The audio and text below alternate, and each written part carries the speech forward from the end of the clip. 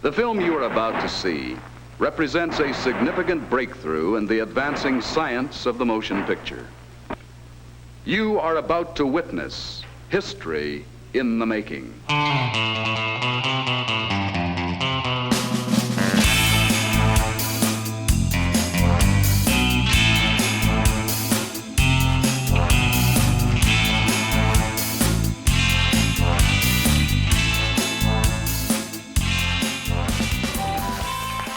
Welcome to a very special episode of On Air with South Oakley College.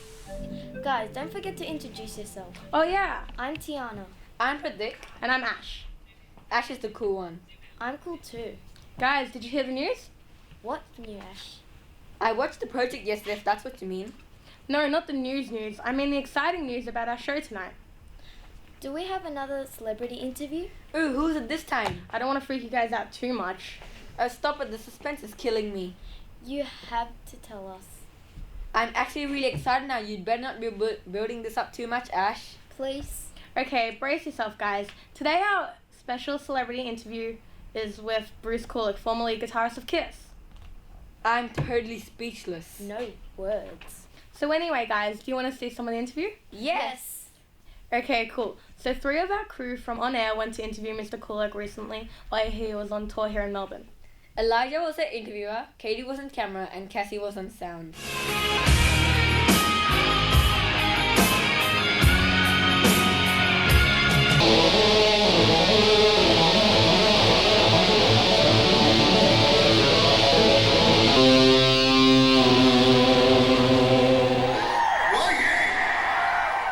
So Bruce, thank you for doing this interview with us. I'm very honoured, and I'm sure we're all very honoured to interview you. So what influences made you pursue a career in music? Well, I was very affected by probably really the first big explosion in my mind was the Beatles. I was 10 and they were on Ed Sullivan, which is, everybody is aware of that very iconic performance by them. And my brother already was playing some guitar, but I know very shortly after that, because he was slightly older, I wanted to hold a guitar and I wanted to just see what it feels like. And fortunately, there was some innate musical ability in my family, and it became pretty easy for me to pick up guitar. And I took some lessons, and it just evolved from there. But the first big bang was really the Beatles on TV. What was the process of becoming a famous musician? When was your big break? Well, it took a lot of work to become a famous musician, and thank you. You don't know when opportunity will knock, as they say, okay? And you have to be ready for it, Lots of people will get opportunities in their lives and they don't realize they weren't prepared for it or that, something happened. Certainly, I just love playing guitar and being around music and listening and playing. And my friends, when I wasn't sure what college to go to, they were like, what are you talking about? You got to go to that one that has music because you're a very talented guitar player. Oh, thank you. I guess I'll go to Queens College because they have a music program, But then I actually started to take my own lessons from a jazz teacher who could do a lot for me. And from there, I wound up actually getting busier and busier with different kinds of bands. And I wouldn't call the first time I traveled to Europe or been on bigger stages my first big break. Obviously, I think the first big break was, let's say, being involved with Meatloaf, and going on the first Bat Out of Hell tour back in 1977. My brother was the other guitarist, because then we went from theaters opening up for bands, getting kind of booed at, to all of a sudden getting the radio play, getting the commitment, and all of a sudden there I am playing the college that I went to, playing Madison Square Garden and places, things like that, doing big shows. So I guess that was when I kind of really got a taste of what it was to be a very successful professional musician, which really helped me, because by the time I got involved with Kiss, which was going to be a really big part of my career and one of those dream gigs to be the lead guitar player of a band that famous, and not just in the shadows, you're on the covers of the albums, you're contributing songwriting and stuff. But I'm glad that didn't come first. I'm glad I did get the chance to learn what it was to be a part of a big touring band like Meatloaf. That was a good experience for me, even though it was very hard. Well, can't believe they got to talk to Bruce in person like that. We have connections. So to celebrate this defining moment in the history of television, we've all come specially dressed for the occasion. You might say dress to kill. Kiss album reference, but we're in our uniform. Yeah, and we're not wearing face paint. Do you know why? Why? We do look sharp in our uniform, though. So between 1984 and 1996, Kiss finally decided to take off their makeup and reveal their true faces to the world. Today is the tribute to those hollowed years. We were all alive then, so we know the story pretty well.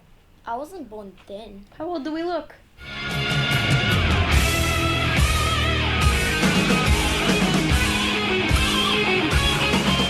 But I googled things and found out a bunch of cool stuff. What did you find out? I found out that Bruce Kulick was the glue that held Kiss together during those pivotal years. I discovered that during those years, Kiss released 6 studio albums and played more than 500 stadium shows worldwide. That's a total live audience of more than 7 million people.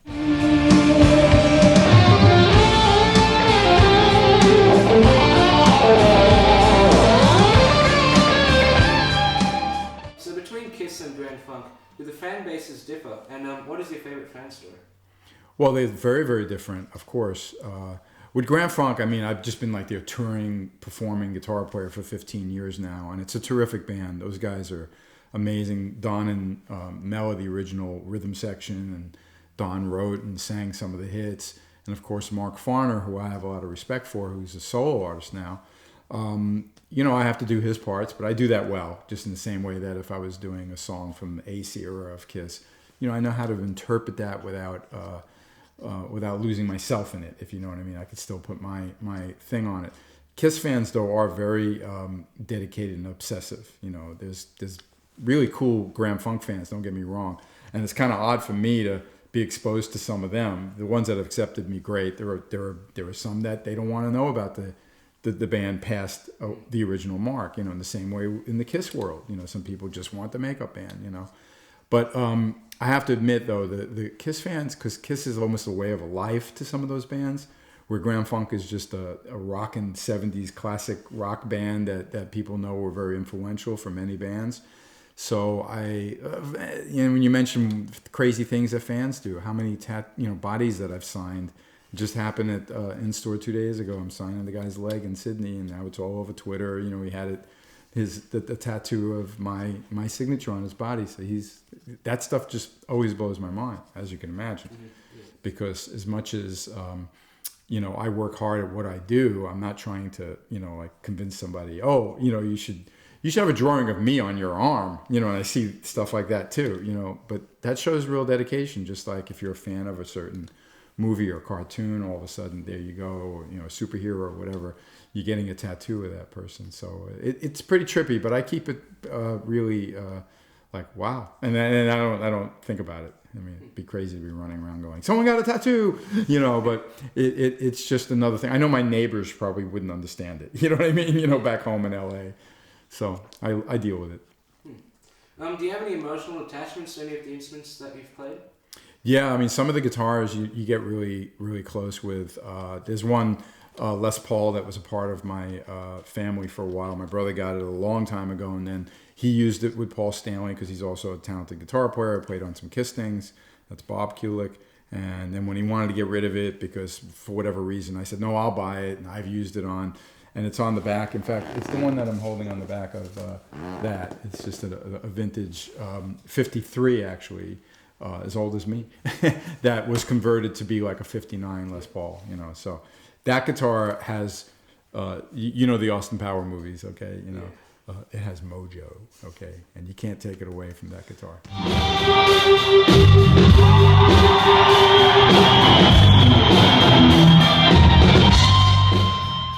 We'll be seeing more of the interview shortly, but first it's time for Who's Been Plagiarizing Classic Movies. Today, this is the Kiss album edition. Kiss have had a long history in the cinema. They've released a number of feature films over the years. Their first feature was called Kiss Meets the Phantom of the Park. They pretty much invented the rock and roll epic horror movie. It's a great mystery case.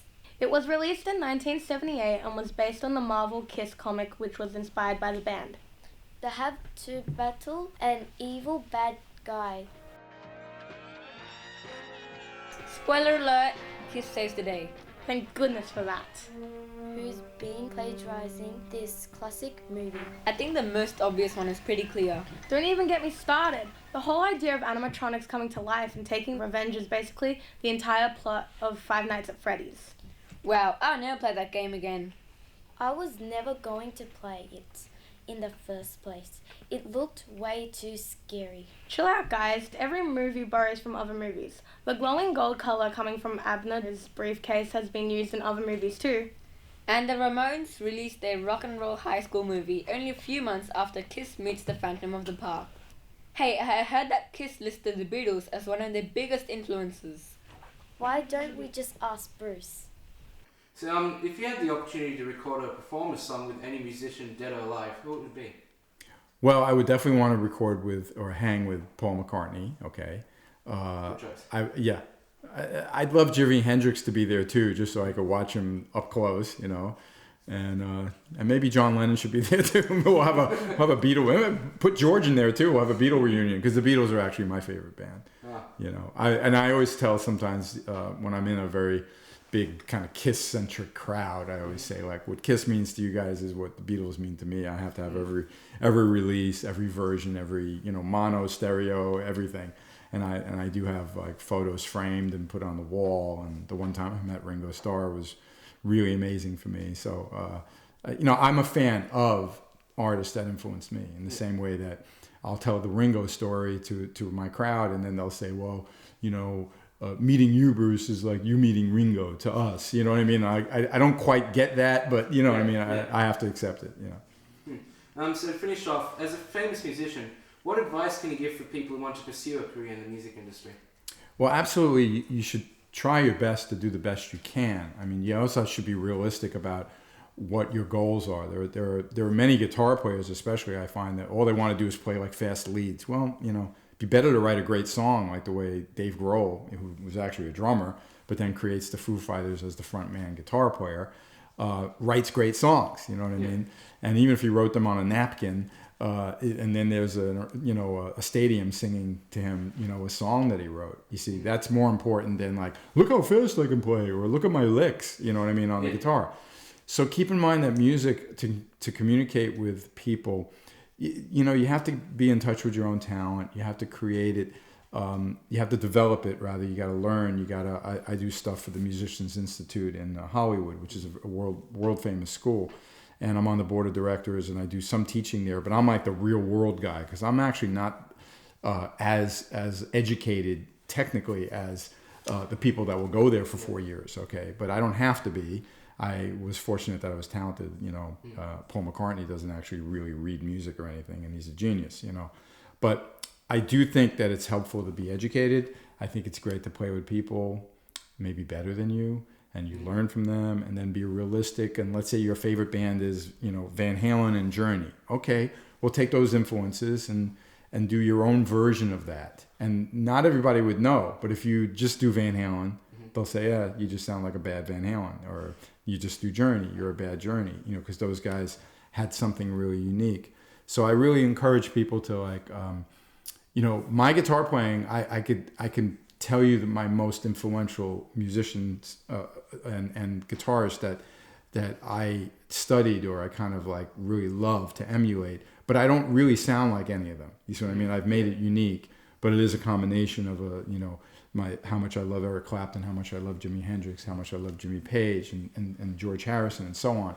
So I think that's important for people to know. Don't clone yourself. Just some of the big stars, you really do see where they came from. You know what I mean? You get that, they probably really, and, you know, Beatles used to talk about Elvis and people like that, and that makes sense, you know. But then, you know, it's really, all the things that really explode, they seem to make it their own. Even if someone as unique as Lady Gaga, who's actually a real singer, she can work with Tony Bennett. See, she has the talent, but then she formulated a package for, I'm going to be this. You know, I saw some of the early interviews with her, and she was like, no, it's just Gaga. Lady Gaga. You know, I mean, she didn't want to give her real name out or anything. And, you know, I'm sure she's not so uptight about it. Everybody knows who she is now and all that.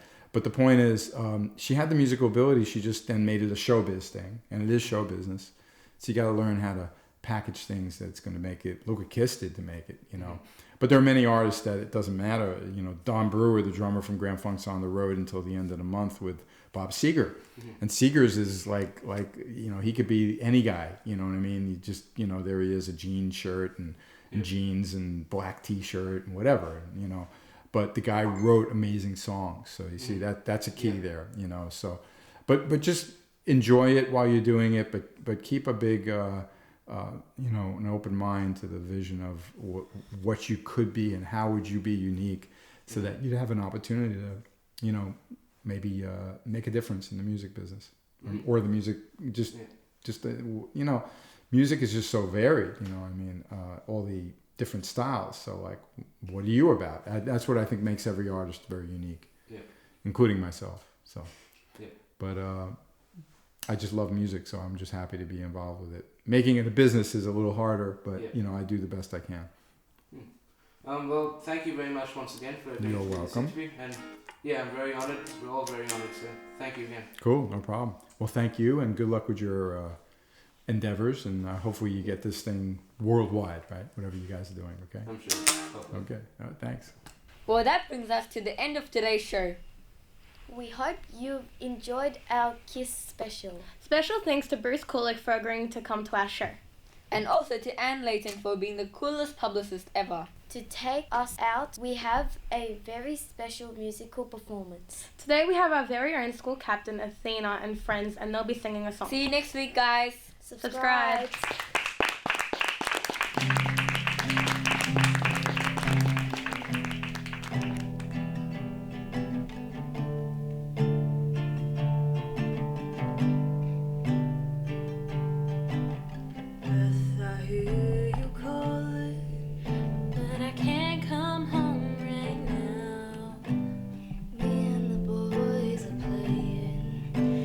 Just can't find the sound.